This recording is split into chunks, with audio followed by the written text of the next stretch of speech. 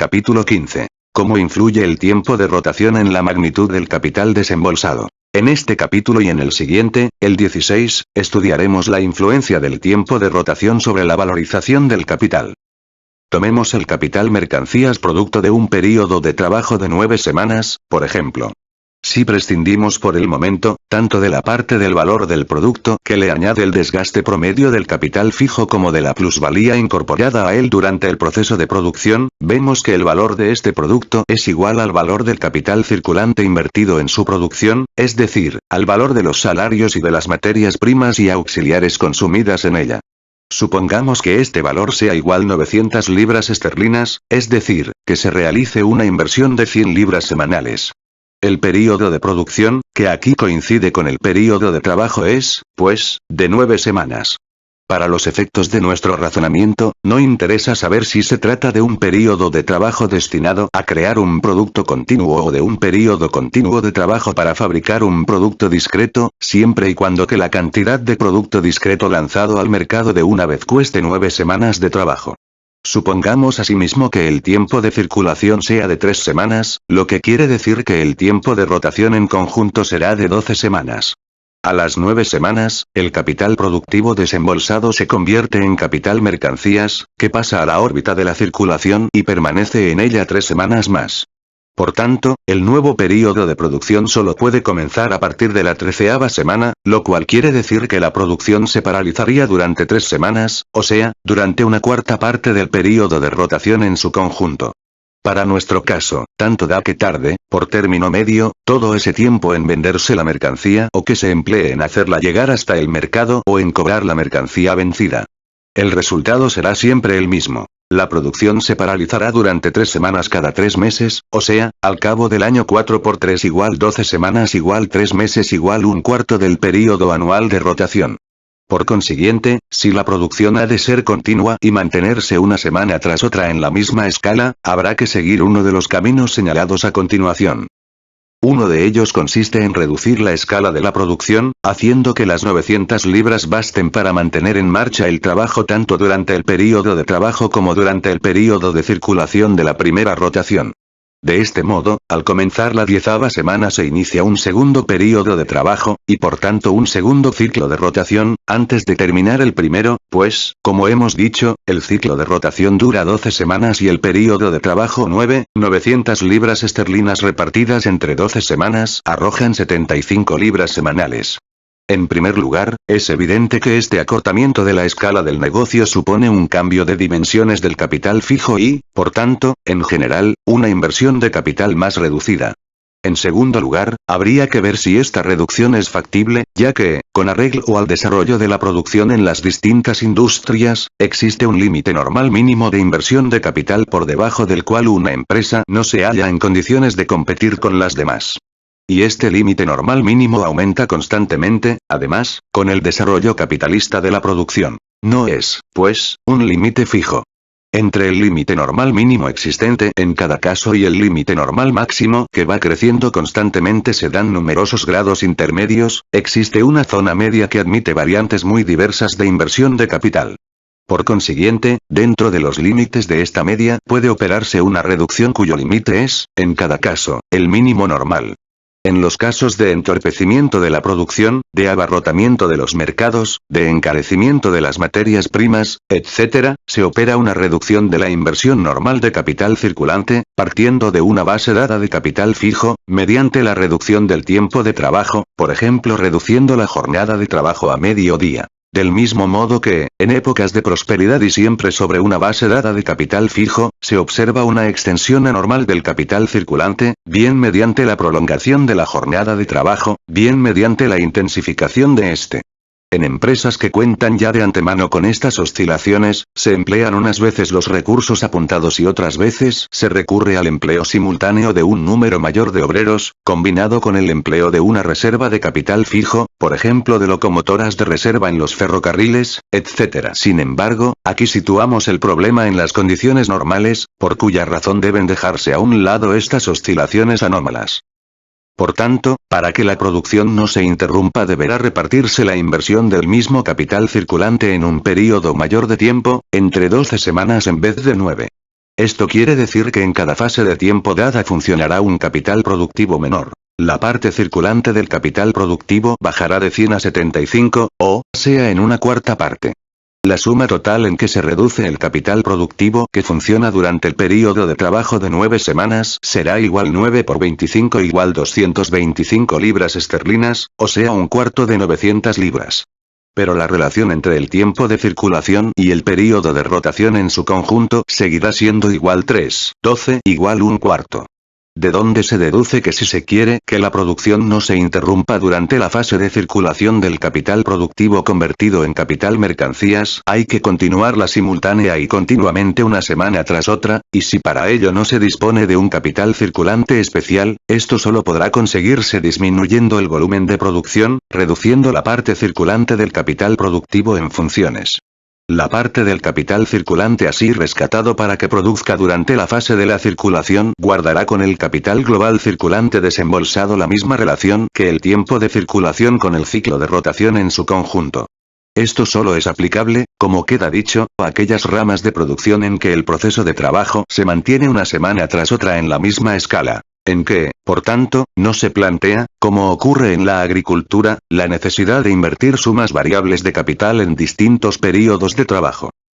Pero supongamos, por el contrario, que el tipo de negocio excluya la posibilidad de reducir la escala de la producción y, por tanto, el capital circulante que semanalmente ha de ser desembolsado. En este caso, la continuidad de la producción solo podría asegurarse movilizando un capital circulante adicional, que en el supuesto anterior debería ser de 300 libras esterlinas. Durante el período de rotación de 12 semanas se desembolsarán gradual y sucesivamente 1200 libras, la cuarta parte de 12. Al cerrarse el período de trabajo de 9 semanas, el valor capital de 900 libras abandona la forma de capital. Durante las 3 semanas en que permanece en la órbita de la circulación, funcionando como capital mercancías, presenta con respecto al proceso de producción el mismo estado que si no existiese. Aquí, prescindimos de todo lo referente al sistema de crédito. Partimos, por tanto, del supuesto de que el capitalista explota exclusivamente su propio capital. Pero, durante las 3 semanas el capital desembolsado para el primer período de trabajo permanece en el proceso de circulación y después de salir del proceso de producción, funciona un capital adicional de 300 libras esterlinas, con el cual se asegura la continuidad de la producción. A este propósito, conviene hacer 2 observaciones. Primera. El período de trabajo del capital de 900 libras primeramente desembolsado termina a las 9 semanas y no refluye sino al cabo de otras 3, o sea, al comenzar la 13ª semana. Pero el capital adicional de 300 libras permite iniciar inmediatamente un nuevo período de trabajo. Y esto es precisamente lo que asegura la continuidad de la producción.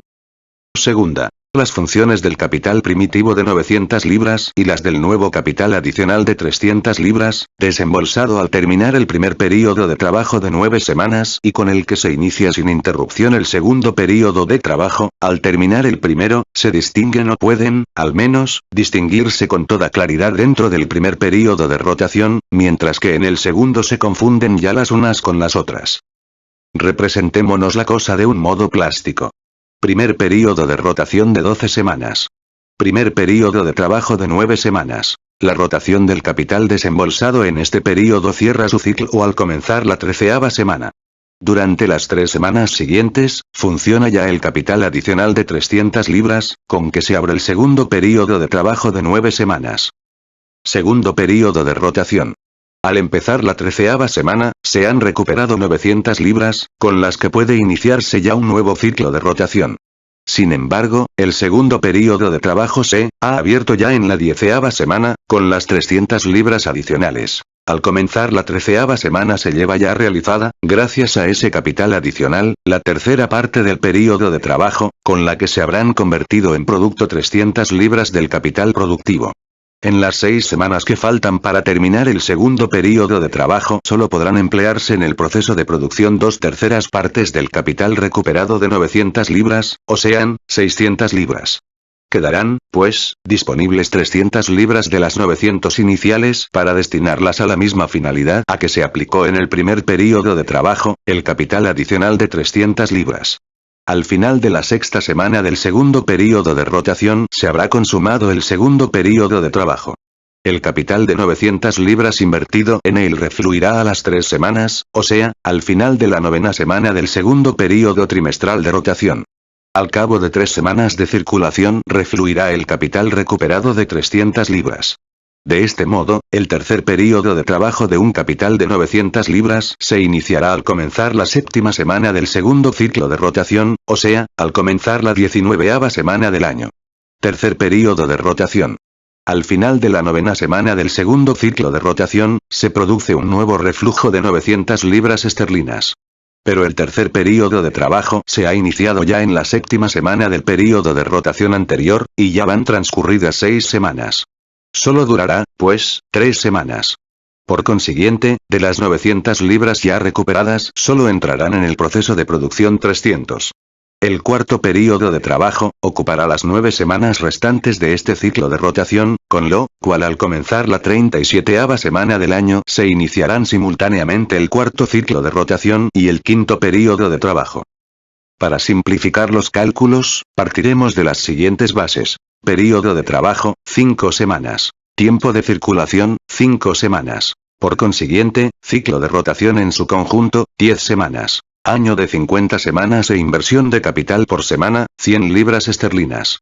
El período de trabajo exigirá, por tanto, un capital circulante de 500 libras esterlinas y el tiempo de circulación un capital adicional de otras 500 libras. A base de estos datos, los períodos de trabajo y los ciclos de rotación se distribuirán del modo siguiente. Si el tiempo de circulación fuese igual 0 y, por tanto, el período de rotación igual al período de trabajo, el número de rotaciones sería igual al número de períodos de trabajo al cabo del año. Con un período de trabajo de 5 semanas tendríamos, pues, que 5 semanas igual 10, y el valor del capital sujeto a la rotación, sería en este caso igual 500 por 10 igual 5000. En nuestro cuadro, en que se supone un tiempo de circulación de 5 semanas, se producen al cabo del año, igualmente, mercancías por valor de 5000 libras esterlinas, pero de ellas un décimo igual 500 libras aparecen constantemente bajo la forma de capital mercancías, que solo se recupera a la vuelta de 5 semanas. Al final del año, el producto del décimo período de trabajo, semanas de trabajo 46, 50, solo habrá recorrido su ciclo de rotación en una mitad, puesto que su tiempo de circulación coincidirá con las 5 primeras semanas del año siguiente. Ahora, pongamos un tercer ejemplo. Período de trabajo, 6 semanas. Tiempo de circulación, 3 semanas. Inversión semanal en el proceso de trabajo, 100 libras esterlinas. Primer período de trabajo. Semanas 1, 6. Al final de la sexta semana, un capital mercancías de 601 capital mercancías de 600 libras esterlinas, recuperado al final de la 9ª semana. 2. Período de trabajo. Semanas 7, 12. Durante las semanas 7, 9, desembolso de un capital adicional de 300 libras. Al final de la 9ª semana, recuperación de 600 libras. De esta suma, invertidas en las semanas 10, 12, 300 libras. Por tanto, al final de la semana 12.300 libras de capital líquido y 600 libras de capital en mercancías, que refluirán al final de la semana 15. Tercer período de trabajo. Semanas 13, 18. Durante las semanas 13, 15, inversión de las 300 libras anteriores, luego recuperación de 600 libras, de ellas 300 desembolsadas para las semanas 16, 18. Al final de la semana 18.300 libras en dinero líquido y 600 libras en capital, mercancías, que refluirá al final de la semana 21. Véase el desarrollo más detallado de este caso más adelante, apartado 2. Por tanto, en 9 períodos de trabajo, igual 54 semanas, se producirán 600 por 9 igual 5.400 libras esterlinas de mercancías. Al final del 9º período de trabajo, el capitalista poseerá 300 libras esterlinas en dinero y 600 libras esterlinas en mercancías, cuyo período de circulación se hallará todavía en curso. Comparando entre sí estos 3 ejemplos, vemos, en primer lugar, que solo en el segundo se produce una recuperación sucesiva del capital I, de 500 libras esterlinas, y del capital adicional 2, del mismo monto, capitales que aquí discurren separadamente el uno del otro, por la sencilla razón de que, en este caso, se parte del supuesto, muy excepcional, de que el período de trabajo y el tiempo de circulación representan 2 fracciones iguales del período de rotación. En todos los demás casos, cualquiera que sea la desigualdad existente entre los dos periodos que forman el ciclo de rotación, los movimientos de los dos capitales se entrecruzan, como ocurre en los ejemplos 1 y 3 ya antes de iniciarse el segundo periodo. El capital adicional 2, conjuntamente con una parte del capital I, forma el capital movilizado en el segundo período de la rotación, mientras que el resto del capital 1 se recupera y pone a contribución para la función primitiva del capital 2. Aquí, el capital activo durante el período de circulación del capital mercancías no se identifica con el capital 2 primitivamente desembolsado para este fin, pero es igual a él en valor y forma la misma parte alícuota del capital global desembolsado. En segundo lugar, el capital que funcionó durante el período de trabajo queda inactivo durante el período de circulación. En el segundo ejemplo, el capital funciona durante las 5 semanas del período de trabajo y queda inactivo durante las 5 semanas del período de circulación.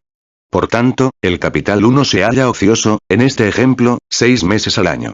Durante este tiempo entra en funciones el capital adicional 2, el cual queda también inactivo, en el caso que examinamos, 6 meses de cada 12.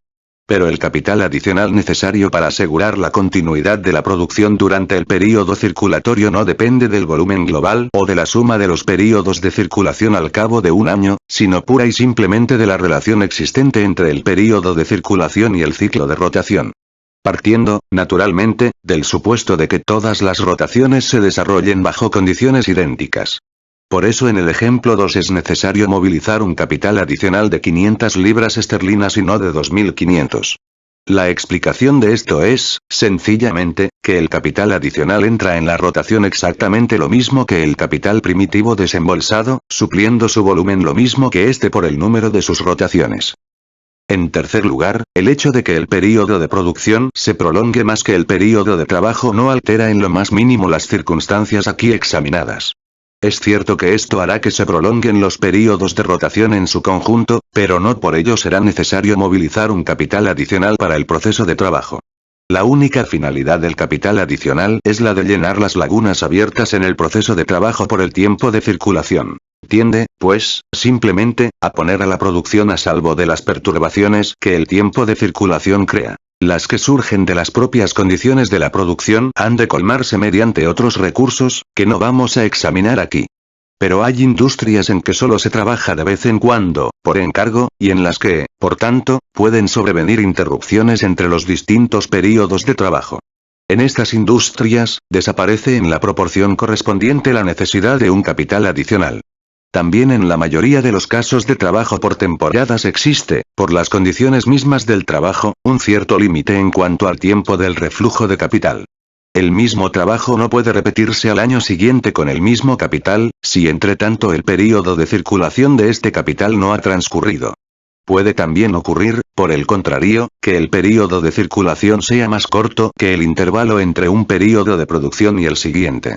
En este caso, el capital queda inactivo, a menos que durante este intervalo de tiempo se emplee en otros fines. En cuarto lugar, el capital desembolsado para un período de trabajo, por ejemplo las 600 libras esterlinas del ejemplo 3, se invierte, de una parte, en materias primas y materias auxiliares, en reserva productiva para el período de trabajo, en capital circulante constante, y de otra parte en capital circulante variable, en pagar el mismo trabajo.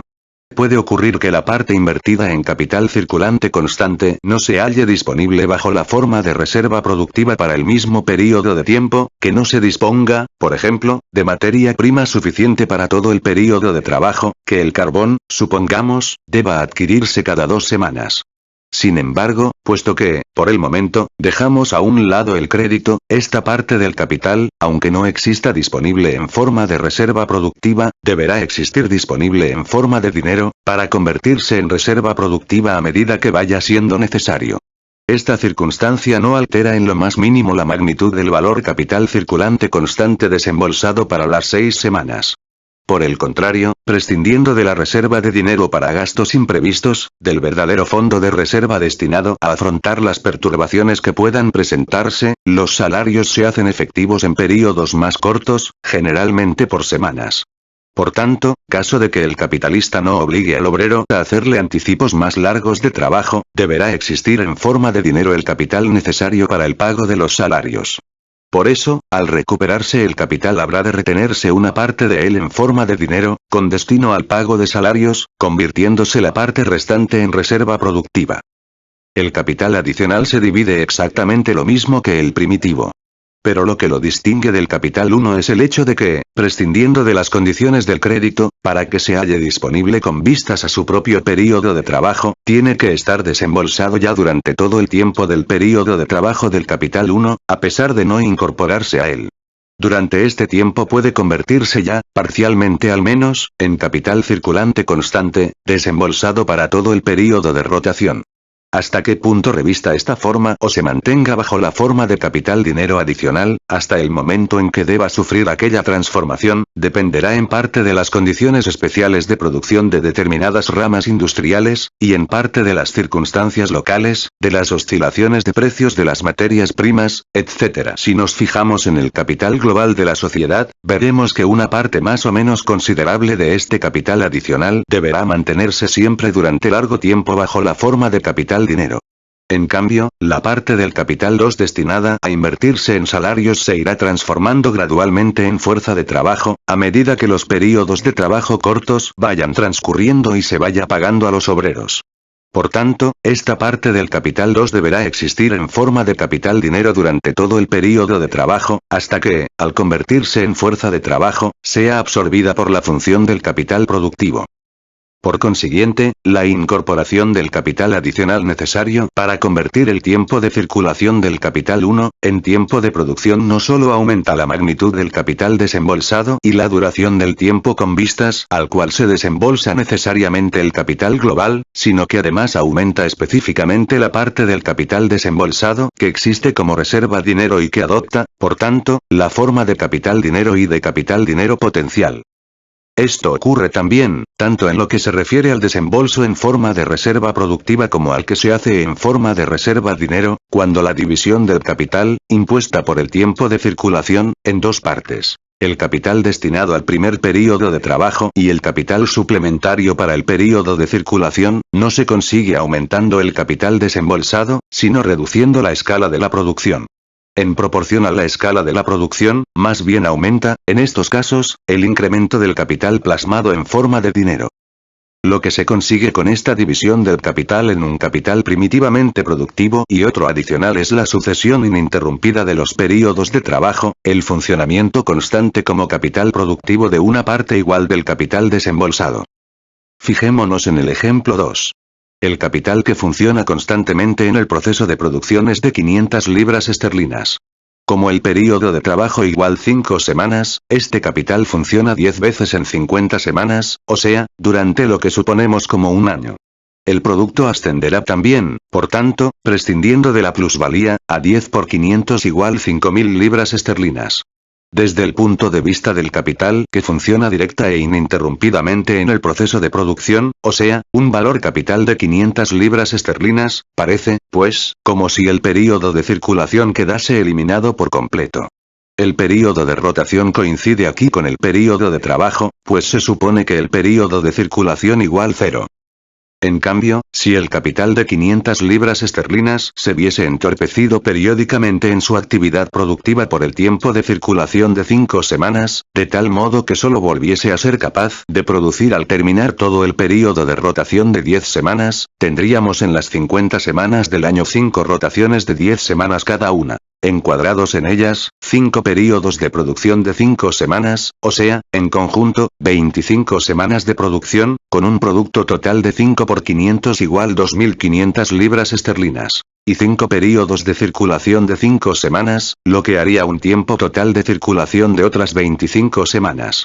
Si decimos que el capital de 500 libras esterlinas pasa por 5 rotaciones al año, es patente y claro que este capital de 500 libras no funciona en modo alguno como teniendo en cuenta todas las circunstancias del caso. Solo habrá funcionado durante medio año, pero no durante los 6 meses restantes. En nuestro ejemplo, el vacío de estas 5 períodos de circulación lo llena el capital adicional de 500 libras esterlinas, con lo cual la rotación se eleva de 2.500 libras a 5.000. Pero, ahora, el capital desembolsado son 1.000 libras en vez de 500. 5.000 dividido entre 1.000 da 5. Por tanto, tenemos 5 rotaciones en vez de 10. Pero al decir que el capital de 1000 libras esterlinas efectúa 5 rotaciones al año, se borra de los cráneos vacíos de los capitalistas el recuerdo del tiempo de circulación y se forma en ellos la noción confusa de que este capital funciona constantemente en el proceso de producción durante las 5 rotaciones sucesivas. Pero, al decir que este capital de 1000 libras efectúa 5 rotaciones, en ello va incluido tanto el tiempo de circulación como el de producción. En efecto, si las 1000 libras esterlinas funcionasen realmente de un modo constante en el proceso de producción, el producto, según el supuesto de que partimos, tendría un valor de 10.000 libras esterlinas y no de 5.000. Para mantener 1000 libras esterlinas constantemente en el proceso de producción, sería necesario un desembolso de 2000. Los economistas, que no nos dicen nunca nada claro acerca del mecanismo de la rotación, pasan continuamente por alto este factor fundamental, a saber, que el proceso de producción solo puede absorber en realidad una parte del capital industrial, si es que la producción ha de desarrollarse de un modo ininterrumpido. Mientras una parte actúa en el período de producción, otra parte tiene necesariamente que actuar en el período de circulación.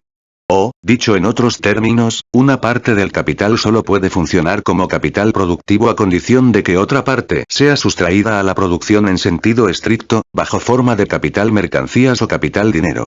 Pasar esto por alto es tanto como pasar por alto la significación y el papel del capital dinero.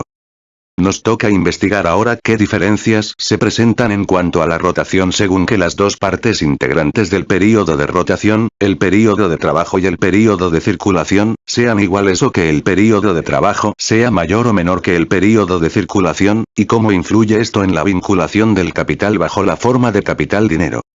Partimos del supuesto de que el capital que ha de desembolsarse semanalmente es, en todos los casos, de 100 libras esterlinas, y el período de rotación de 9 semanas, lo que quiere decir que el capital a desembolsar para cada período de rotación asciende a 900 libras esterlinas. Y período de trabajo igual al período de circulación. A pesar de que este caso representa siempre en la realidad una excepción casual, debe servirnos de punto de partida para nuestras consideraciones, por ser aquel en que los términos del problema se presentan de un modo más sencillo y más tangible. Los dos capitales, capital 1, el desembolsado para el primer de trabajo, y capital adicional 2, que funciona durante el de circulación del capital 1, se suceden en sus movimientos, sin confundirse entre sí. Por eso, exceptuando el primer período, cada uno de estos dos capitales se desembolsa exclusivamente para su propio período de producción. Supongamos que el período de rotación es, como en los ejemplos anteriores, de 9 semanas, dividido por mitades de 4 medio semanas entre período de trabajo y período de circulación. Partiendo de esta base tendremos el siguiente esquema anual. Cuadro 1. Capital 1. Cuadro primero. Capital 2.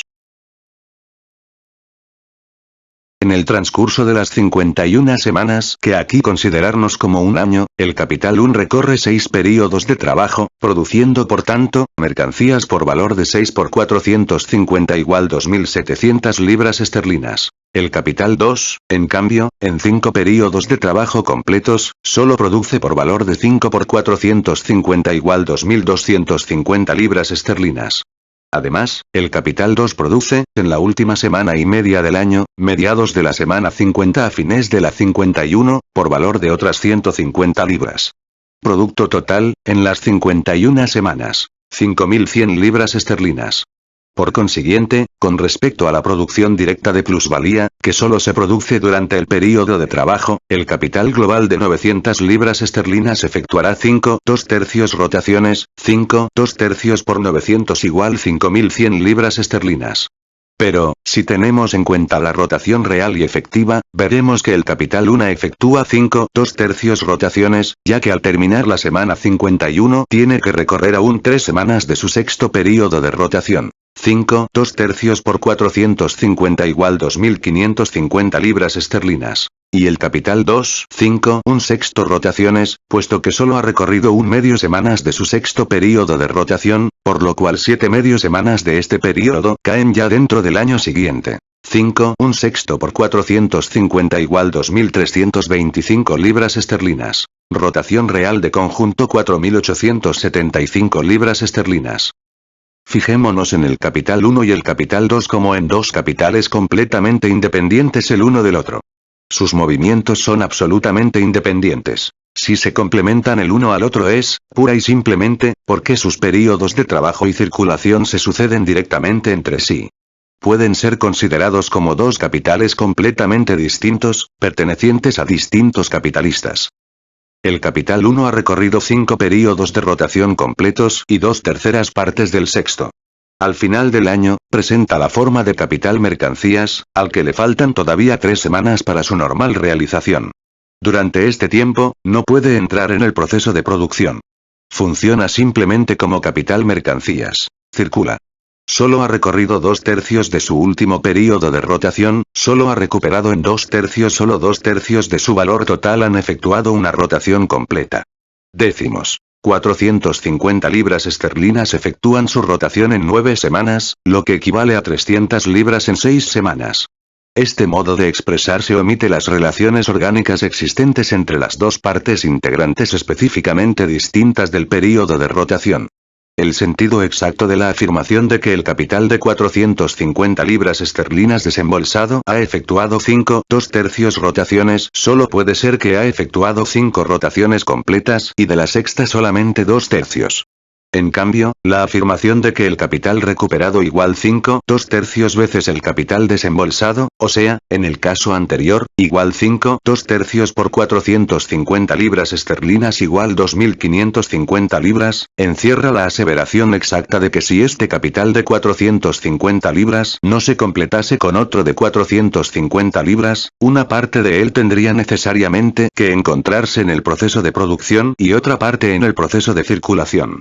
Para que el tiempo de rotación pueda expresarse en la masa del capital recuperado, tiene que expresarse en una semana del valor existente, en realidad, en una masa del producto terminado. El hecho de que el capital desembolsado no se presenta bajo una forma que le permita iniciar de nuevo el proceso de producción se revela en que solo una parte de él se halla en condiciones de poder producir o de que, para encontrarse en condiciones de producción continua, el capital debiera dividirse en una parte que figurase constantemente en el período de producción y otra que apareciese constantemente en el período de circulación, según la relación existente entre estos dos períodos. Es la misma ley según la cual la masa del capital productivo en constante funcionamiento se halla determinada por la relación existente entre el período de circulación y el de rotación. Al final de la semana 51, que suponemos ser el fin del año, aparecen desembolsados del capital 150 libras esterlinas, invertidas en la producción de producto aún no terminado. Otra parte de este capital presenta la forma de capital circulante constante, materias primas, etc., o sea, una forma bajo la cual puede funcionar como capital productivo en el proceso de producción, pero hay aún otra parte que aparece bajo la forma de dinero. Es, por lo menos, la destinada a pagar los salarios correspondientes al resto del período de trabajo, 3 semanas, los cuales no se hacen efectivos hasta el final de cada semana. Aunque esta parte del capital, al comienzo del nuevo año y, por tanto, al comienzo de un nuevo ciclo de rotación, no se presenta bajo la forma de capital productivo, sino bajo la forma de capital dinero, que no le permite actuar directamente en el proceso de producción, se encuentra, sin embargo, al iniciarse la nueva rotación, funcionando dentro del proceso de producción, capital circulante variable, es decir, fuerza de trabajo viva.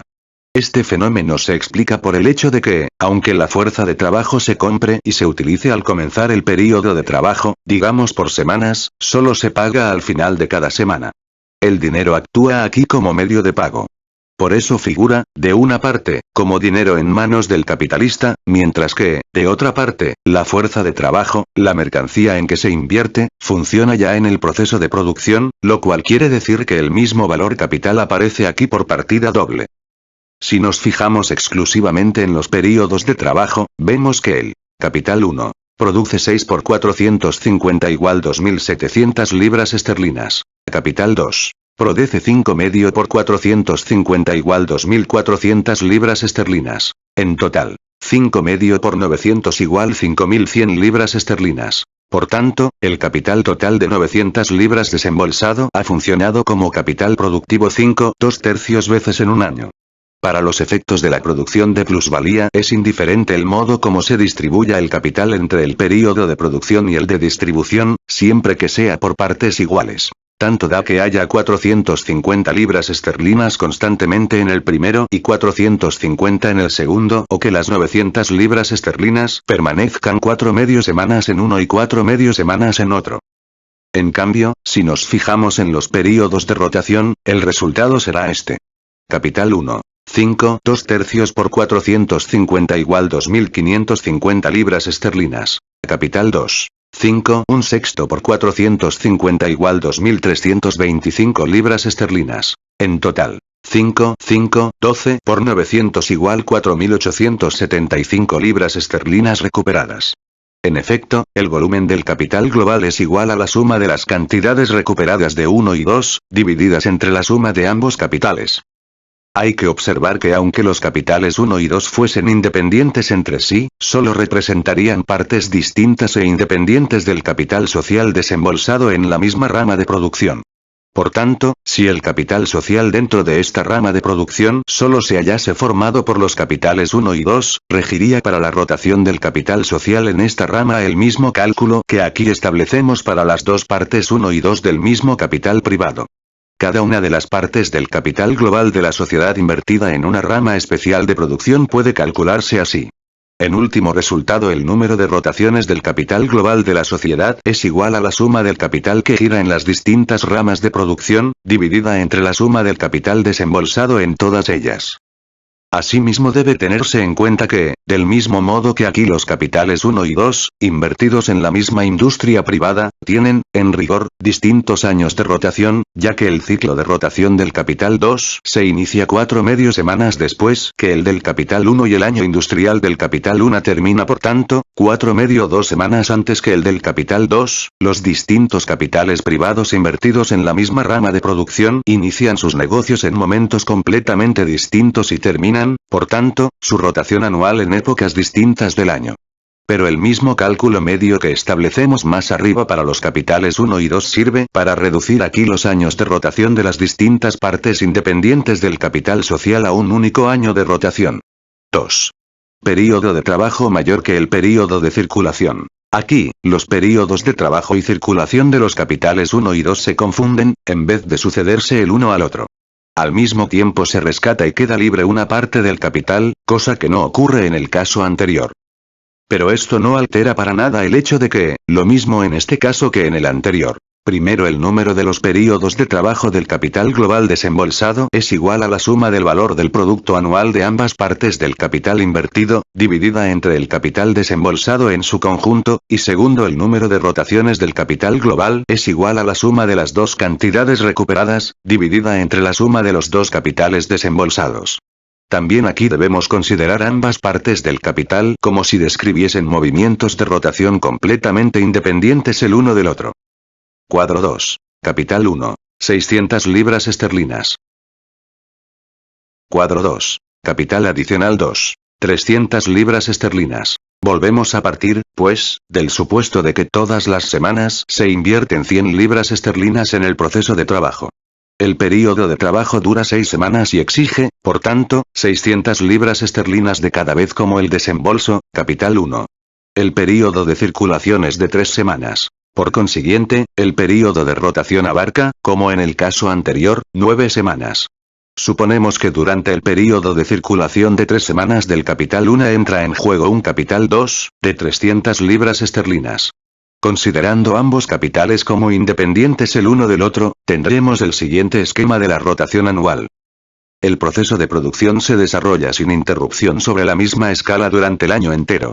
Los dos capitales 1 y 2 permanecen totalmente separados el uno del otro. Pero, para presentarlos así, separados, hemos tenido que romper los vínculos que los unen y entrelazan en la realidad, alterando con ello, al mismo tiempo, el número de rotaciones.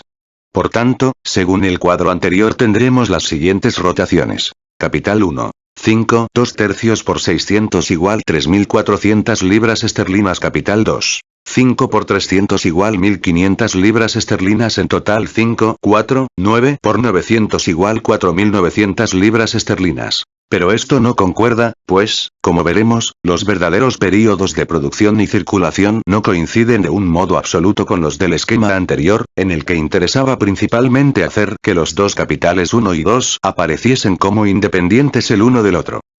En efecto, en la realidad el capital 2 no tiene ningún período de trabajo y circulación especial, independiente del capital 1. El período de trabajo es de 6 semanas, el de circulación de 3. Como el capital 2 solo es de 300 libras esterlinas, solo puede llenar parte de un período de trabajo. Así es, en efecto.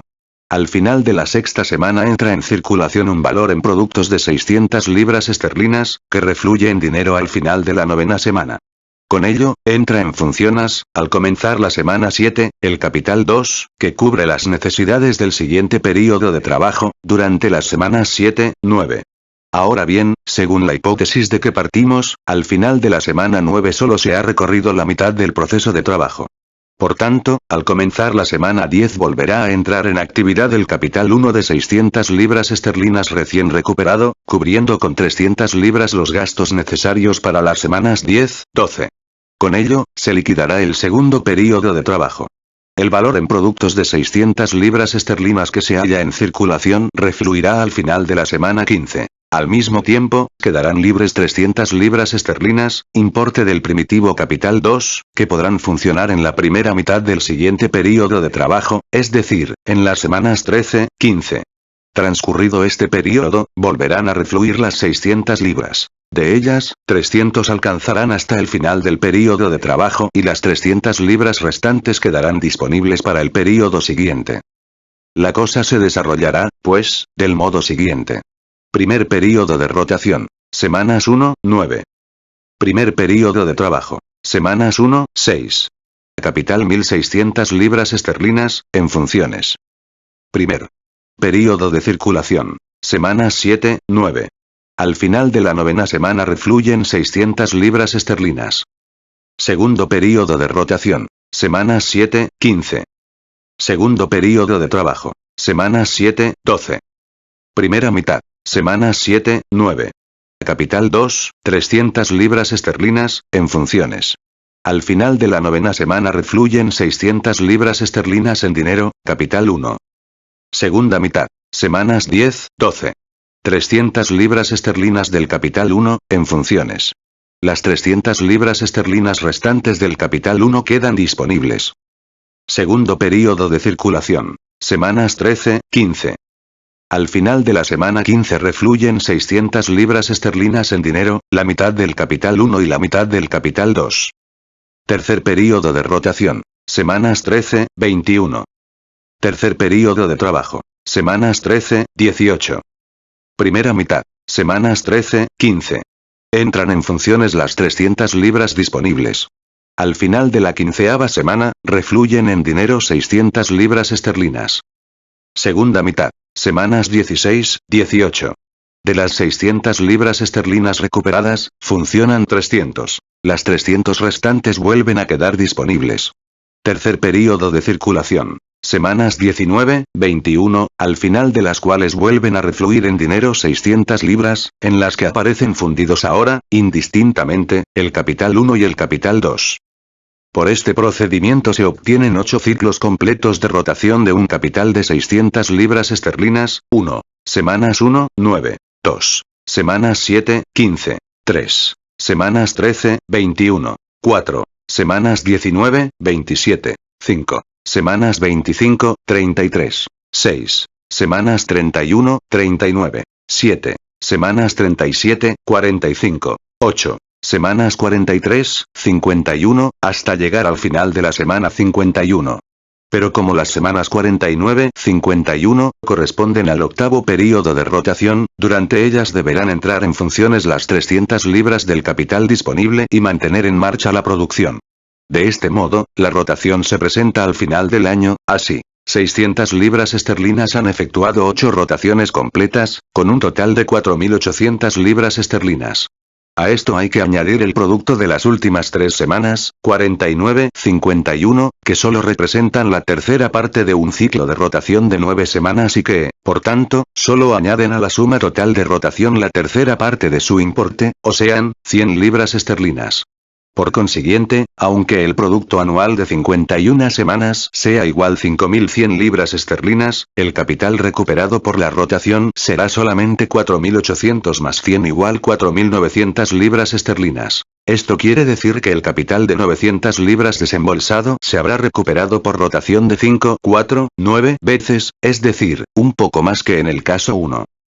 En el ejemplo anterior partíamos de un supuesto en que el tiempo de trabajo igual 2/3, el tiempo de circulación igual 1/3 del período de rotación, siendo el tiempo de trabajo, por tanto, un simple múltiplo del tiempo de circulación.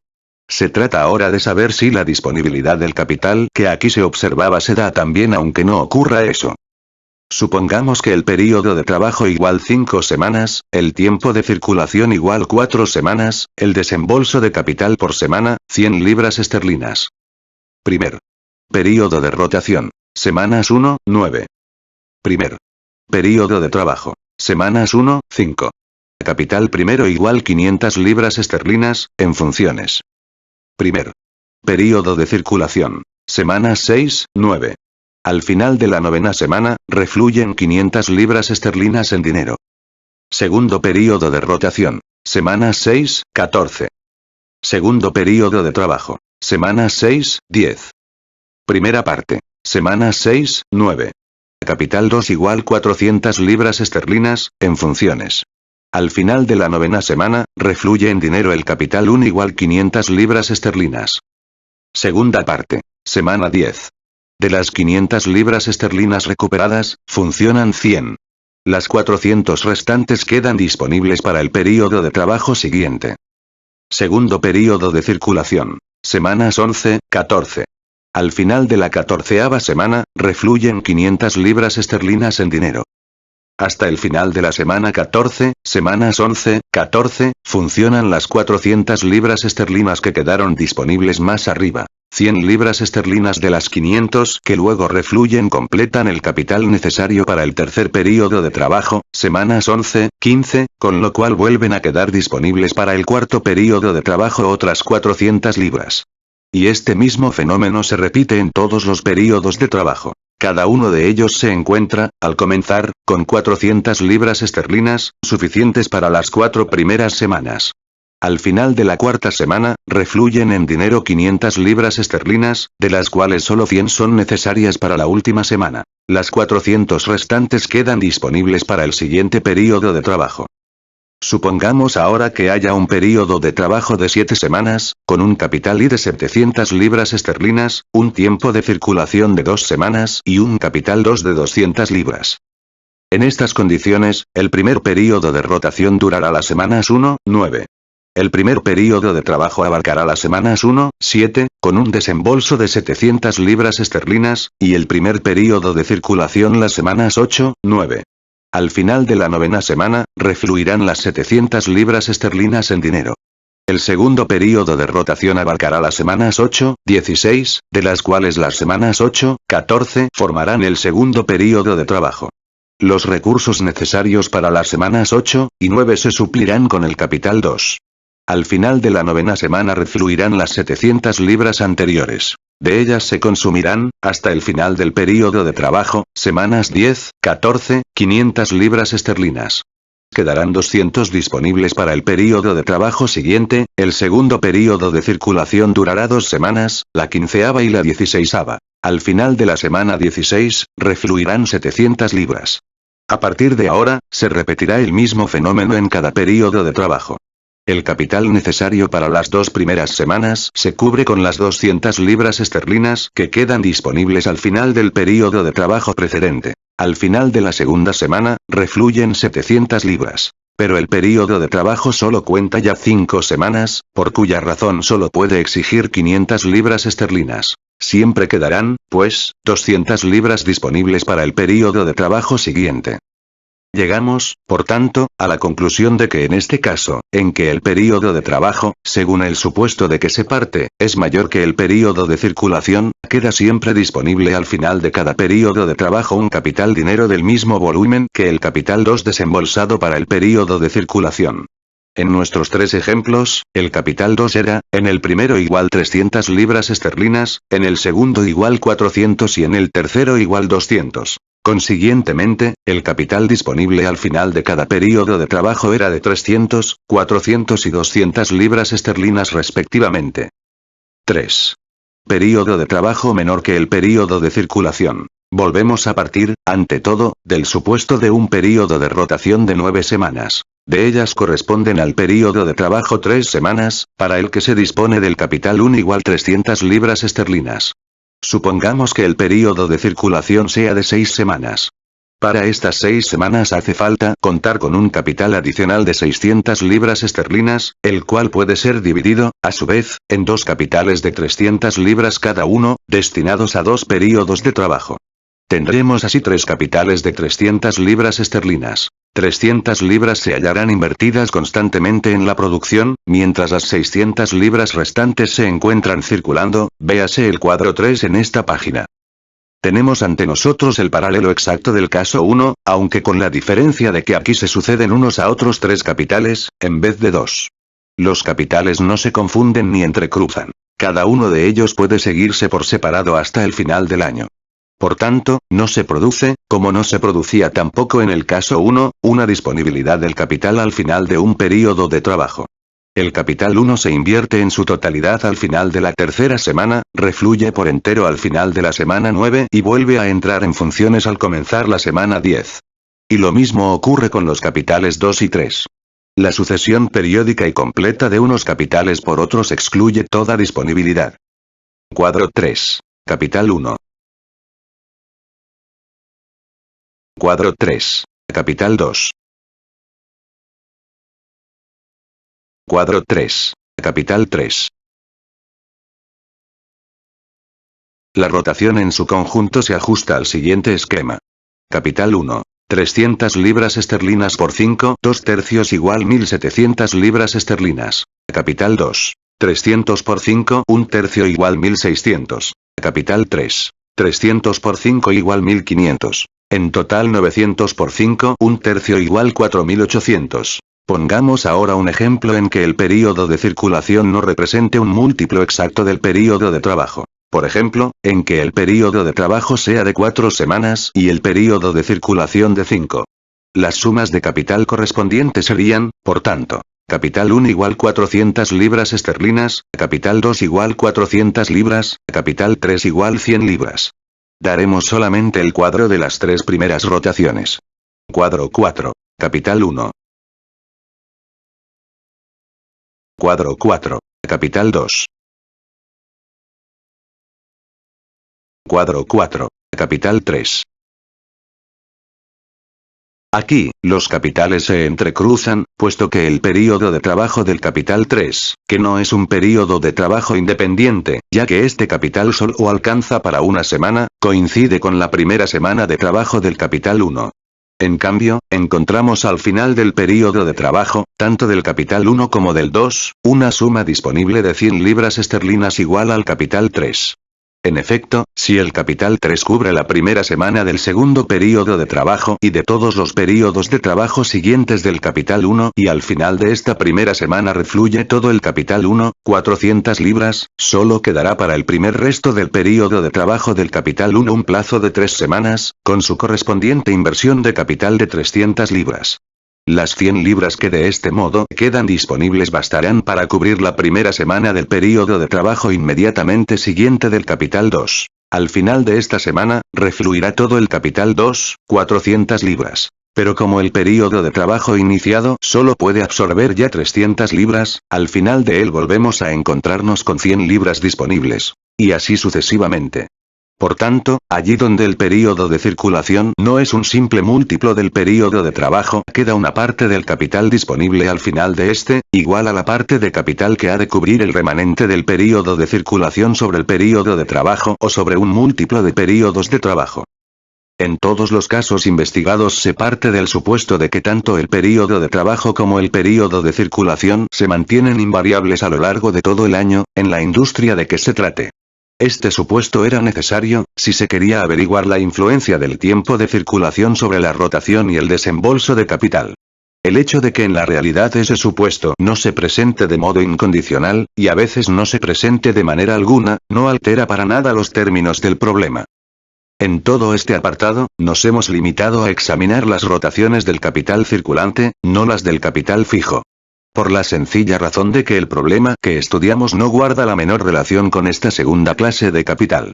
Los medios de trabajo, etc., empleados en el proceso de producción solo constituyen capital fijo en la medida en que su tiempo de empleo dure más que el período de rotación del capital circulante. En la medida en que el tiempo durante el cual estos medios de trabajo siguen funcionando en procesos de trabajo continuamente repetidos es mayor que el período de rotación del capital circulante, es decir, igual n períodos de rotación de este capital.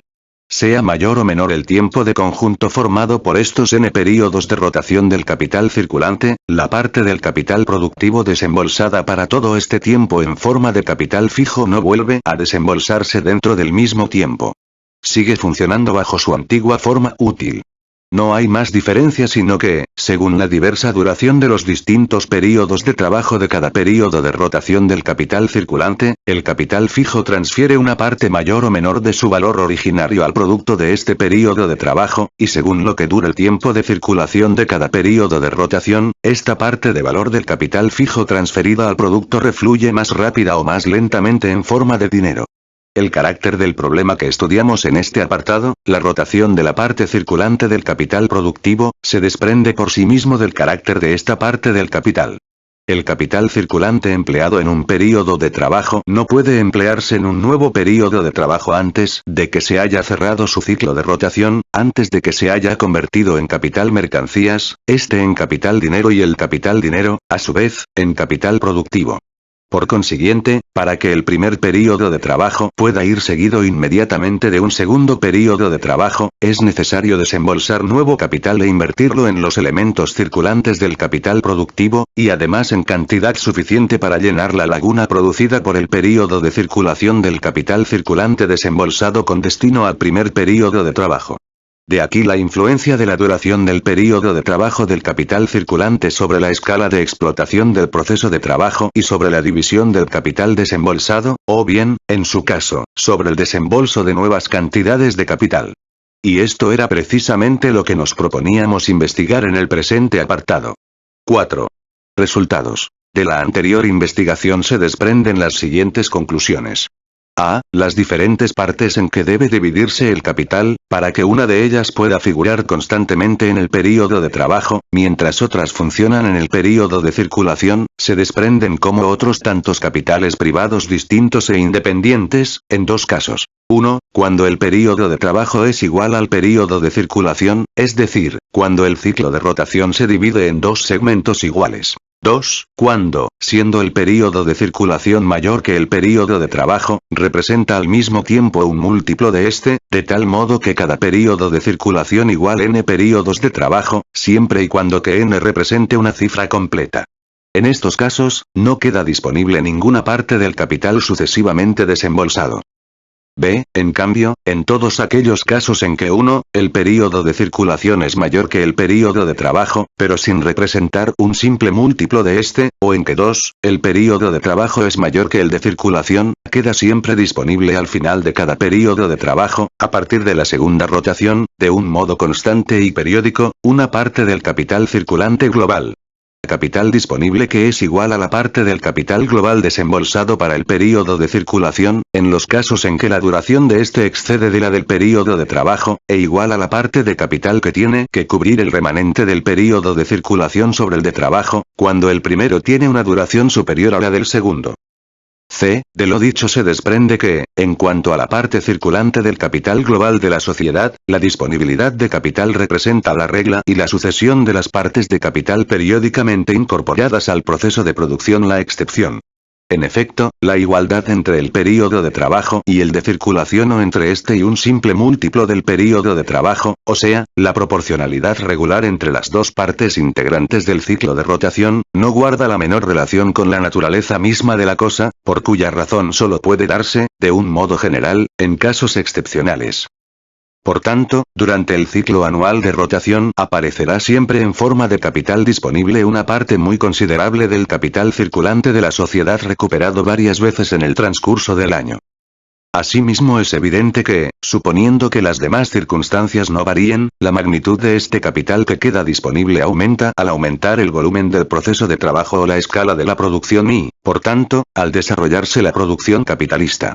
En el caso B, 2, porque aumenta el capital desembolsado. En el caso B, 1, porque, al desarrollarse la producción capitalista, aumenta la duración del período circulatorio y también, por tanto, el período de rotación en los mismos casos que el período de trabajo, sin relación regular entre ambos períodos. En el primer caso, había que desembolsar, por ejemplo, 100 libras esterlinas semanalmente. Para un período de trabajo de 6 semanas, 600 libras, para un período de circulación de 3 semanas, 300 libras. En total, 900 libras esterlinas. En este caso, quedan disponibles constantemente 300 libras. En cambio, si se invirtiesen 300 libras semanales, tendríamos un desembolso de 1800 libras para el período de trabajo y 900 libras para el período de circulación, con lo cual quedarían periódicamente disponibles 900 libras, en vez de 300. D. El capital global de 900 libras esterlinas, por ejemplo, debe dividirse en dos partes, como en el caso anterior. 600 libras para el período de trabajo y 300 para el período de circulación. La parte realmente invertida en el proceso de trabajo se reduce así en una tercera parte, de 900 libras a 600, con lo cual se reduce también en una tercera parte la escala de producción. Por otra parte, las 300 libras solo funcionan para asegurar la continuidad del período de trabajo, haciendo que cada semana del año puedan invertirse en el proceso de trabajo 100 libras esterlinas.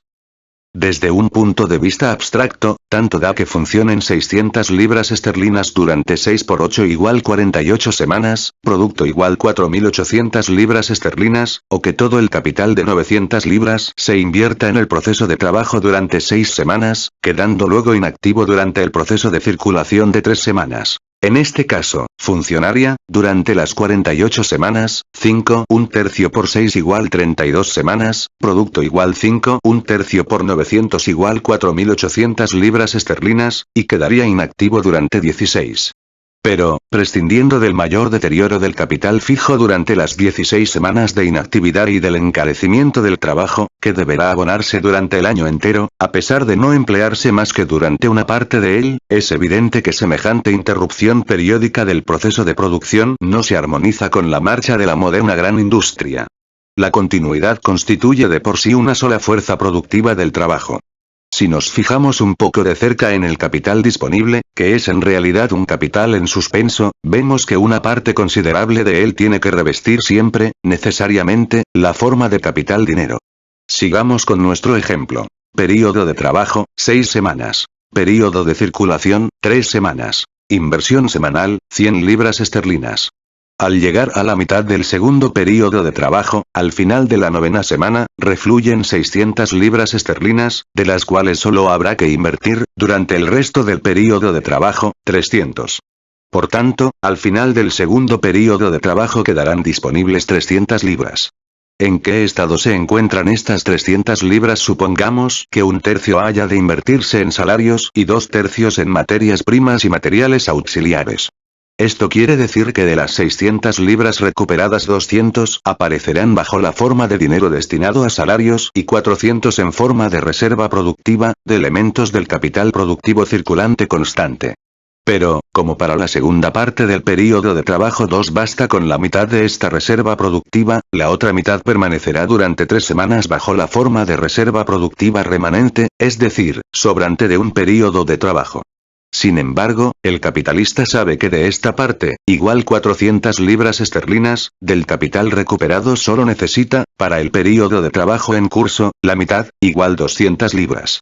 Dependerá, pues, de las condiciones existentes en el mercado el que vuelva a convertir estas 200 libras inmediatamente, en todo o en parte, en reserva productiva remanente o las retenga total o parcialmente como capital dinero, en espera de que existan condiciones más favorables en el mercado.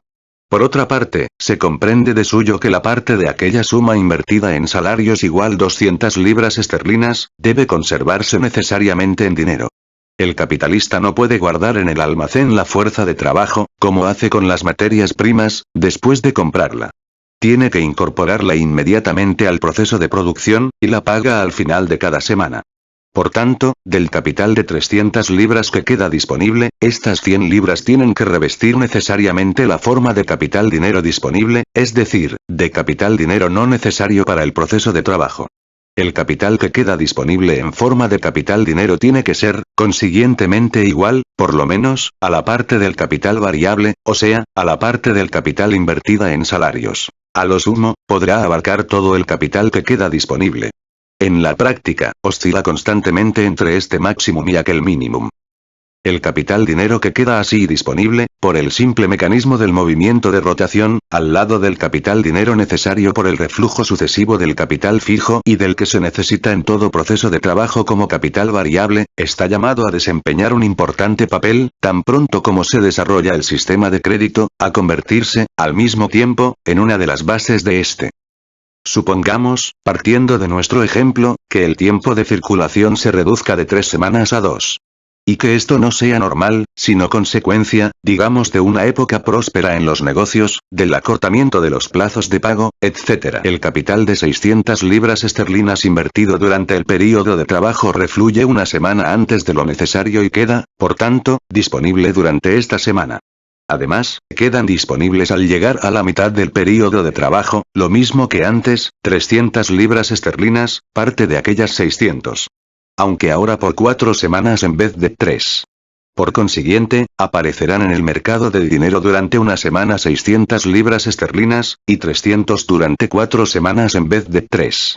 Y como esto no afecta a un solo capitalista, sino a muchos, y se produce en distintos períodos y en diversas ramas industriales, se acumula en el mercado, por esta misma razón, más dinero disponible.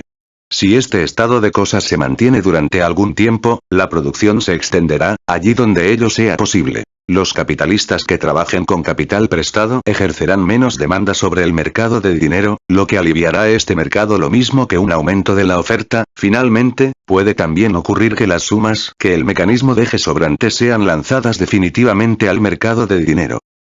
Como resultado de la reducción del tiempo de circulación de 3 semanas a 2 y, por tanto, del período de rotación de 9 semanas a 8, quedará sobrante un noveno del capital global desembolsado. Ahora, el período de trabajo de 8 semanas podrá funcionar con la misma continuidad que antes con 900 libras. Por eso, una parte de valor del capital mercancías igual 100 libras esterlinas, una vez que revierta a dinero, permanecerá bajo esta forma, como capital dinero, dejando de funcionar como parte del capital desembolsado para el proceso de producción. Mientras ésta se mantiene en la misma escala y se sigue desarrollando en idénticas condiciones, en lo que se refiere a los precios, etc., la suma de valor del capital desembolsado se reduce de 900 libras a 800. El resto del valor primitivamente desembolsado, o sean, 100 libras, queda eliminado en forma de capital dinero. Y como tal se lanza al mercado del dinero y pasa a formar una parte adicional de los capitales que se mueven en este mercado. De este modo, puede surgir una plétora de capital dinero, y no solo en el sentido de que la oferta de capital dinero supere a la demanda. Esto constituye siempre una plétora puramente relativa, como la que se produce, por ejemplo, en esos períodos melancólicos que, al finalizar una crisis, preludían el nuevo ciclo. No en este sentido, sino en el de que una determinada parte del valor capital desembolsado resulte superflua para el desarrollo de todo el proceso social de reproducción, que incluye el proceso de circulación, quedando por tanto eliminado en forma de capital dinero. Una plétora que surge sin que se alteren ni la escala de la producción ni los precios, por efecto de la simple reducción del período de rotación.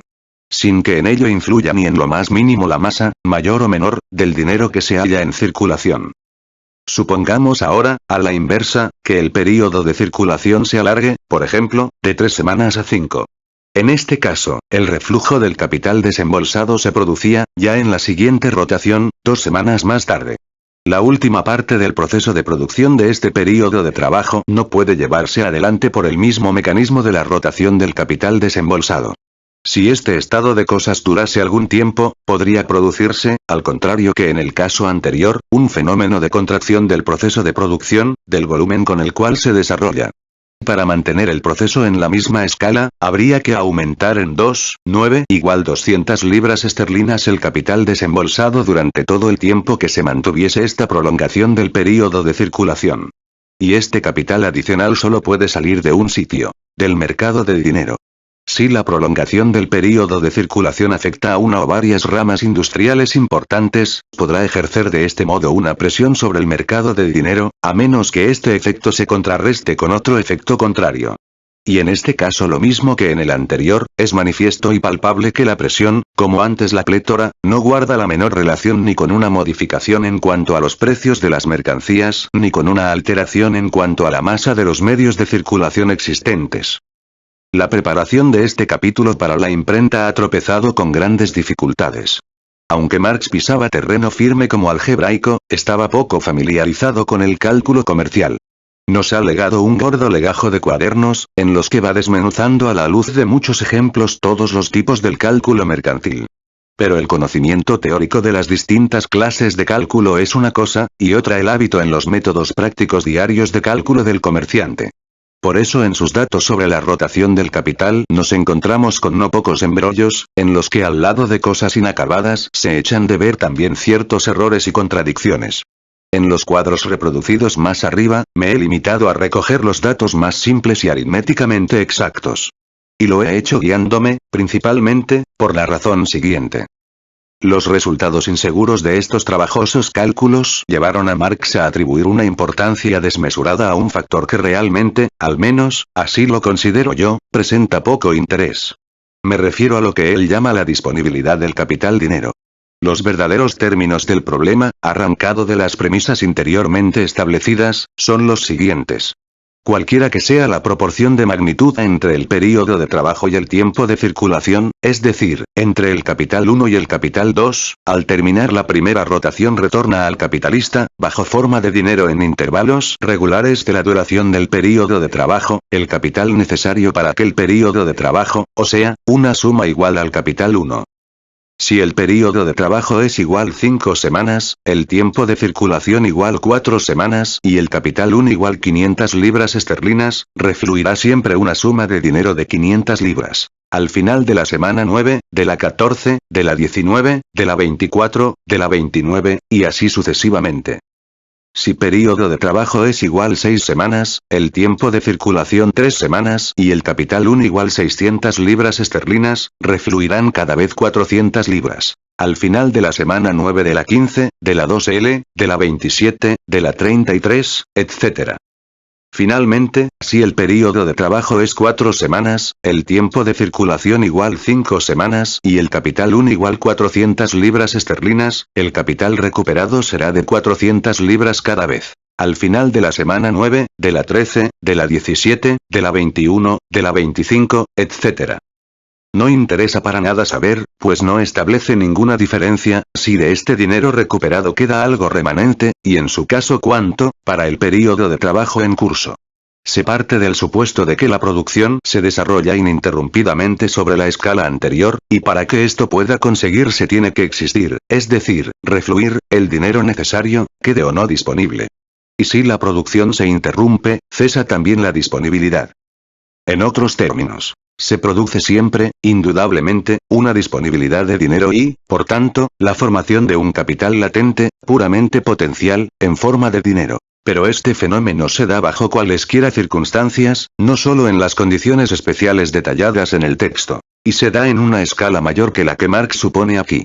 Con respecto al capital circulante 1, el capitalista industrial se encuentra al final de cada rotación exactamente en la misma situación que al iniciar el negocio. Vuelve a tenerlo por entero en su mano, pues solo gradualmente puede ir convirtiendo de nuevo aquel capital en capital productivo.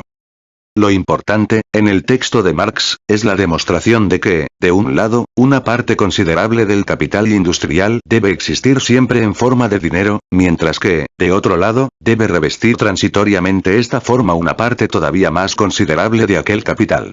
Y estas observaciones mías adicionales, lejos de debilitar la demostración, vienen, en realidad, a reforzarla. F. E. 5. ¿Cómo influyen los cambios de precios? Hasta aquí, hemos partido del supuesto de que los precios y la escala de la producción permanecen iguales, de un lado, y de otro de que se reduce o se extiende el tiempo de circulación. Supongamos ahora, por el contrario, que la duración del período de rotación y la escala de la producción permanecen invariables, mientras que, de otro lado, varían los precios, es decir, bajan o suben los precios de las materias primas o las materias auxiliares y el del trabajo, o el de los dos primeros elementos solamente. Partamos, por ejemplo, del supuesto de que el precio de las materias primas y auxiliares y los salarios desciendan a la mitad.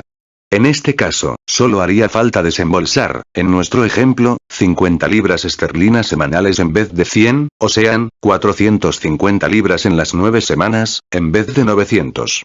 Del valor capital desembolsado se apartan como capital dinero 450 libras, pero el proceso de producción sigue desarrollándose en la misma escala que antes y con el mismo período de rotación y la misma división en dos partes.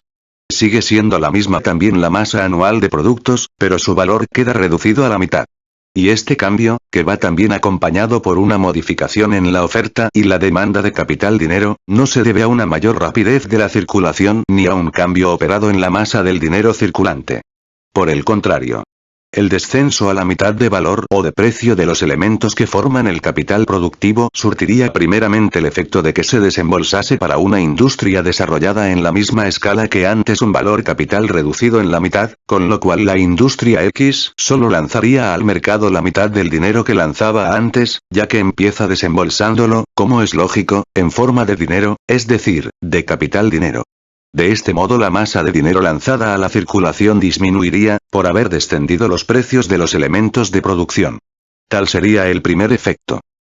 En segundo lugar, la mitad del valor capital primitivamente desembolsado de 900 libras esterlinas igual 450 libras, que ha ido revistiendo sucesivamente la forma de capital dinero, la de capital productivo y la de capital mercancías y B, aparecía simultánea y continuamente presentando en parte la forma de capital dinero, en parte la de capital mercancías y en parte la de capital productivo, se desprendería de la órbita de la industria X y aparecería, por tanto, en el mercado de dinero como capital dinero adicional, influyendo en él como un nuevo aflujo.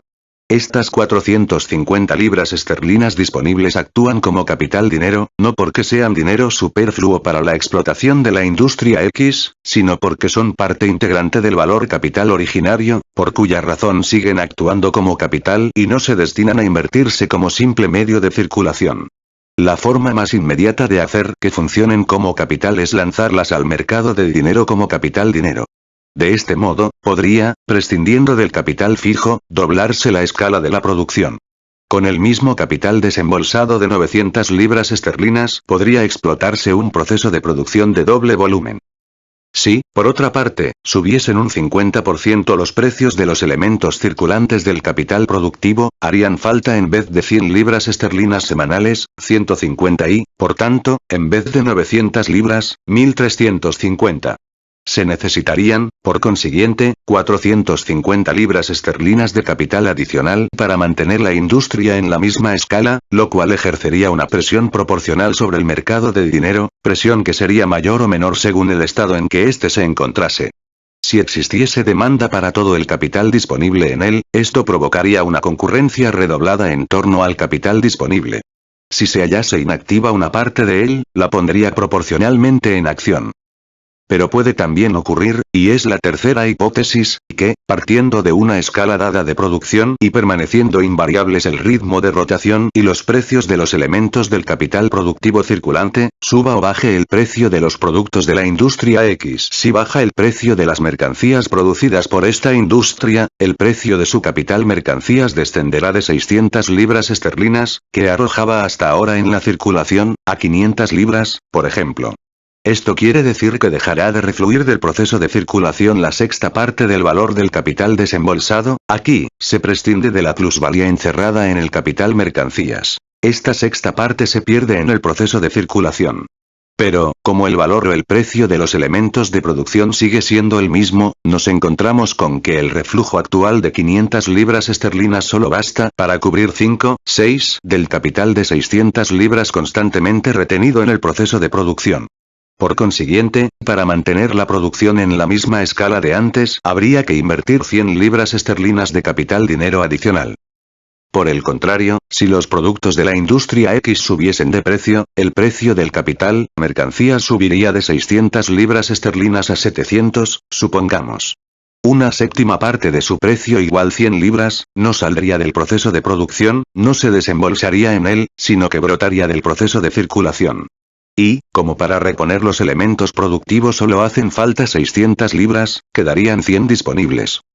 El investigar las causas en virtud de las cuales el período de rotación, en el primer caso, se acorta o se alarga, en el segundo caso aumentan o disminuyen los precios de las materias primas y del trabajo y en el tercer caso se produce un alza o una baja en los precios de los productos suministrados, no corresponde a este lugar. Lo que sí cumple estudiar aquí es lo siguiente. Caso 1. La escala de la producción, los precios de los elementos de producción y de los productos permanecen iguales, variando el período de circulación y, por tanto, el de rotación. Según el supuesto de nuestro ejemplo, al acortarse el período de circulación se reduce también en un noveno el capital global necesario, de 900 libras esterlinas a 800, quedando disponibles con ello 100 libras de capital dinero. La industria X sigue suministrando el mismo producto al cabo de 6 semanas, con el mismo valor de 600 libras esterlinas, y como se trabaja ininterrumpidamente durante todo el año, en las 51 semanas suministrará la misma masa de producto, con un valor total de 51.000 libras. No se advierte, pues, ningún cambio en lo tocante a la masa ni al precio del producto que esta industria lanza a la circulación, ni tampoco con respecto a los plazos en que lanza el producto al mercado. Sin embargo, quedan disponibles 100 libras esterlinas, pues al acortarse el período de circulación el proceso solo absorbe 800 libras esterlinas, en vez de 900, como antes. Las 100 libras esterlinas de capital disponible existen bajo la forma de capital dinero. Pero no representan, en modo alguno, la parte del capital desembolsado que debe funcionar constantemente en forma de capital dinero. Supongamos que del capital circulante desembolsado un igual 600 libras esterlinas se inviertan continuamente en materiales de producción 5 igual 480 y un quinto igual 120 en salarios, o sea, 80 libras semanales en los primeros y 20 en los segundos. El capital 2 igual 300 libras esterlinas deberá descomponerse a sí mismo en 5 igual 240 libras para materiales de producción y un quinto igual 66 libras para salarios. El capital invertido en salarios debe desembolsarse siempre en forma de dinero. Tan pronto como refluye en dinero, como se vende el producto mercancías por su valor de 600 libras, puede destinarse a comprar, con 480 libras, materiales de producción, como reserva productiva, pero las 120 libras restantes deberán retener su forma de dinero, para poder destinarse al pago de salarios durante 6 semanas. Estas 120 libras esterlinas representan el mínimo del capital recuperado de 600 libras, que debe renovarse y reponerse constantemente en forma de capital dinero, que debe, por tanto, existir siempre como parte del capital desembolsado que funcione bajo forma de dinero. Ahora bien, si de las 300 libras periódicamente disponibles para las 3 semanas y que pueden descomponerse igualmente en 240 de reserva productiva y 60 de salarios, se desglosan al reducirse el tiempo de circulación 100 libras esterlinas en forma de capital dinero, quedando completamente al margen del mecanismo de la rotación, ¿de dónde proviene el dinero para estas 100 libras esterlinas de capital dinero? Solo la quinta parte de esta cantidad se halla formada por el capital dinero que va quedando periódicamente disponible dentro de las rotaciones. Pero 5 igual 80 libras esterlinas se hallan ya repuestas por la reserva adicional de producción al mismo valor. ¿De qué modo se convierte en dinero esta reserva adicional de producción y de dónde procede el dinero para esta operación? Una vez que se reduce el tiempo de circulación, de aquellas 600 libras esterlinas solo se destinan 400 en vez de 480 a invertirse de nuevo en reserva de producción. Las 80 libras restantes se retienen en su forma de dinero y pasan a formar, con las 20 libras anteriores destinadas a salarios, las 100 libras esterlinas de capital disponible. Aunque estas 100 libras proceden de la circulación, de la venta del capital mercancías, sustrayéndose ahora a aquella, puesto que no vuelven a invertirse en salarios y elementos de producción, no debe olvidarse que, como dinero, vuelven a revestir la misma forma en que se lanzaron originariamente a la circulación. Originariamente, se invirtieron 900 libras esterlinas de dinero en reserva productiva y en salarios. Para desarrollar el mismo proceso de producción, solo son necesarias ahora 800 libras. Las 100 libras que quedan así disponibles en forma de dinero constituyen ahora un nuevo capital dinero en busca de inversión, una nueva parte integrante del mercado del dinero. Es cierto que ya antes esa cantidad aparecía periódicamente bajo forma de capital dinero disponible y de capital productivo adicional, pero estos estados latentes eran, a su vez, condición del desarrollo, por serlo de la continuidad, del proceso de producción. Ahora, ya no son necesarios para ello y constituyen, por tanto, un nuevo capital dinero y una nueva parte integrante del mercado del dinero, a pesar de que no forman, en modo alguno, ni un elemento adicional de la reserva social de dinero existente, pues ya existían al comenzar la industria y fueron lanzadas por ella a la circulación, ni un tesoro nuevamente acumulado. Estas 100 libras esterlinas se hallan ahora, de hecho, sustraídas a la circulación, en cuanto constituyen una parte del capital dinero desembolsado que no se aplica ya en la misma industria. Pero esta sustracción es posible, pura y simplemente, porque la transformación del capital mercancías en dinero y la de este en capital productivo, o sea, el proceso D.M., se acelera en una semana, acelerándose también, por tanto, la circulación del dinero que actúa en este proceso. Se sustraen a ella porque ya no son necesarias para la rotación del capital X. Aquí partimos del supuesto de que el capital desembolsado pertenece a quien lo emplea. Pero los términos del problema no cambiarían aunque fuese tomado en préstamo. Al reducirse el tiempo de circulación, solo necesitaría obtener prestadas 900 libras en vez de 800, 100 libras esterlinas restituidas al prestamista siguen siendo 100 libras esterlinas de nuevo capital dinero, solo que ahora se hallan en manos de Y, en vez de estar en manos de X. Si el capitalista X obtiene sus materiales de producción, por valor de 480 libras esterlinas, a crédito, bastándole por tanto con desembolsar 120 libras esterlinas para pago de salarios, ahora podrá reducir en 80 libras su crédito para adquirir materiales de producción y aquellas pasarán a formar, por tanto, un capital mercancías remanente para el capitalista que le abre crédito a X, mientras que éste se encontrará con 20 libras esterlinas disponibles en dinero. La reserva adicional de producción se reduce ahora en un tercio. Como 4/5 de 300 libras esterlinas, del capital adicional 2, era igual 240 libras esterlinas, ahora es igual 160 libras esterlinas solamente. Es decir, representa una reserva adicional para 2 semanas, en vez de 3. Ahora, se renueva cada 2 semanas en vez de cada 3 y para 2 semanas solamente, en vez de 3, como antes. Por tanto, las compras, por ejemplo, en el mercado de algodón se repiten con mayor frecuencia y en menores proporciones. Pero al mercado se sustrae la misma cantidad de algodón, pues la masa del producto sigue siendo la misma que antes. Lo que ocurre es que esa cantidad se distribuye de distinto modo en el tiempo y en un período de tiempo más largo. Supongamos, por ejemplo, que se trate de 3 meses y de 2 y que el consumo anual de algodón sea de 1200 balas. En el primer caso, el cuadro de ventas sería el siguiente.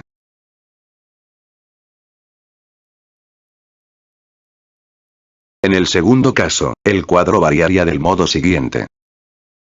Por tanto, el dinero invertido en algodón solo se recupera en su integridad un mes más tarde, en noviembre en vez de octubre.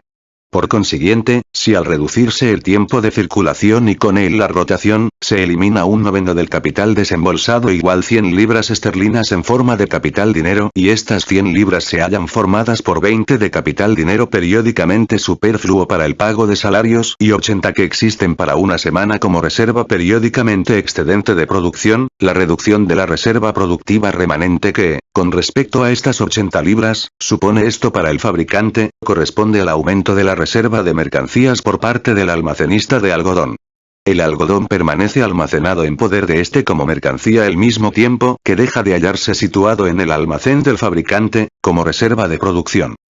Hasta aquí, hemos partido del supuesto de que la reducción del tiempo de circulación en la industria X proviene del hecho de que X vende o cobra su mercancía más aprisa, o bien de que, caso de venderla a crédito, se acorta el plazo de pago.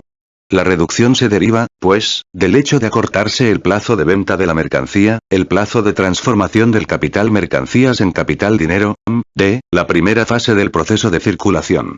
Pero podría derivarse también de la segunda fase de MI, por tanto, de una modificación simultánea ya del período de trabajo, ya del tiempo de circulación de los capitales Y, Z, etc., que suministran al capitalista X los elementos de producción de su capital circulante.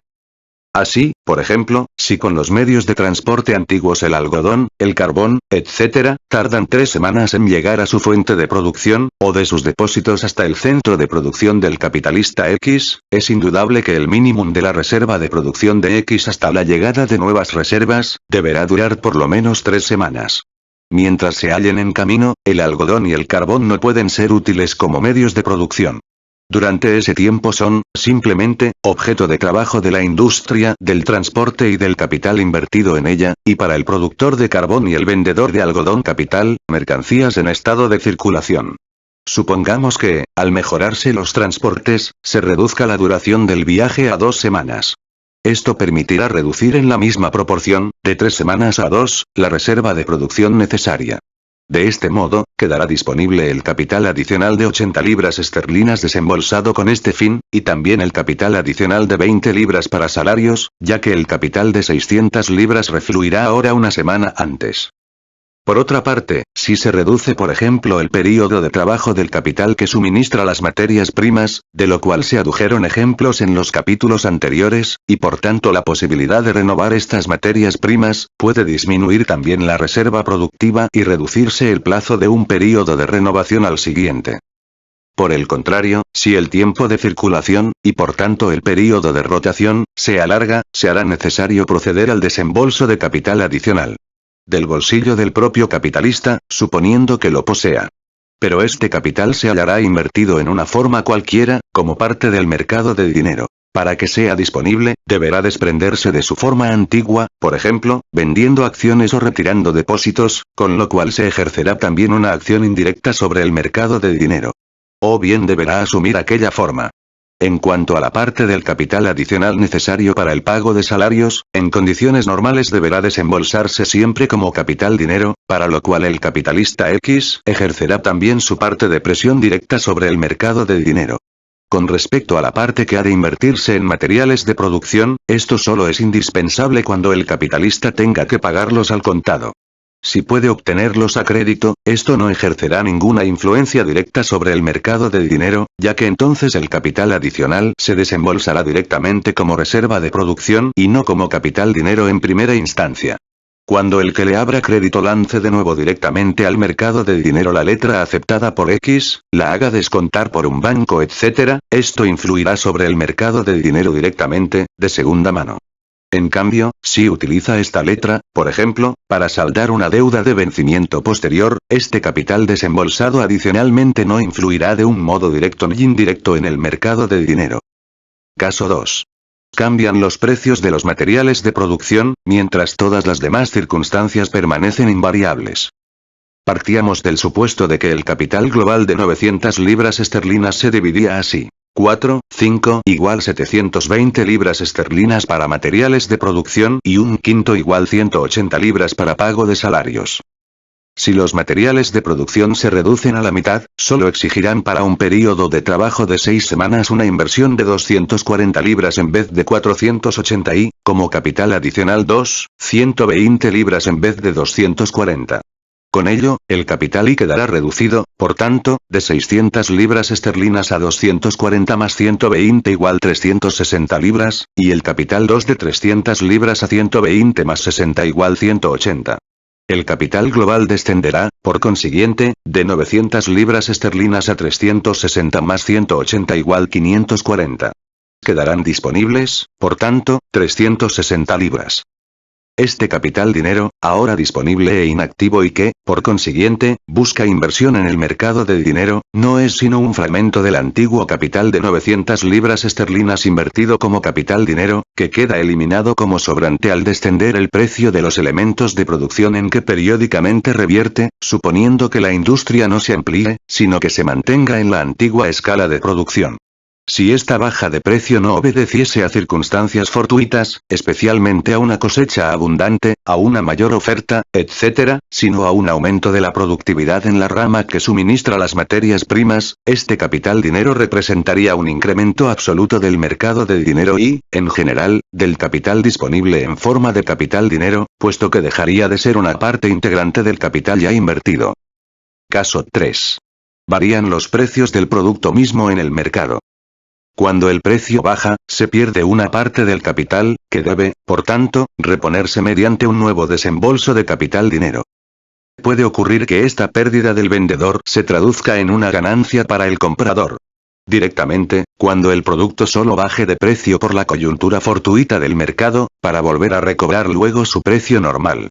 Indirectamente, cuando el cambio de precio obedezca al cambio de valor reaccionando sobre el producto anterior, y cuando este producto entre a su vez como elemento de producción en otra rama de producción, en la que deje disponible una parte proporcional de capital. En ambos casos, puede ocurrir que el capital perdido para X, y para cuya reposición presione sobre el mercado del dinero, sea aportado por quienes deseen ayudarle en sus negocios, como nuevo capital adicional. En este caso, se operará una simple transferencia. Si, por el contrario, el precio del producto experimenta una subida, se apropiará, tomándola de la circulación, una parte del capital que no había sido desembolsado. No se trata de una parte orgánica del capital desembolsado en el proceso de producción. Si la producción no se amplía, esta parte constituye, por tanto, un capital dinero disponible. Como partimos del supuesto de que los precios de los elementos del producto se hayan fijados antes de que éste aparezca en el mercado como capital mercancías, puede ocurrir que la subida de precio responda a un verdadero cambio de valor, siempre y cuando que actúe retrospectivamente, como ocurre por ejemplo cuando las materias primas aumenten de valor a posteriori. En este caso, el capitalista X saldría ganando por un doble concepto: en el producto circulante como capital mercancías y en su reserva de producción. Esta ganancia suministrará un capital adicional, capital que ahora le será necesario para seguir explotando su industria, ante la subida de precios de los elementos de producción. Puede darse, finalmente, el caso de que la subida de precios sea un fenómeno puramente transitorio. En este caso, la suma necesaria como capital adicional por parte del capitalista X aparece de otra parte como capital disponible, en la medida en que su producto constituya un elemento de producción para otras ramas industriales. Lo que uno pierde, lo gana otro.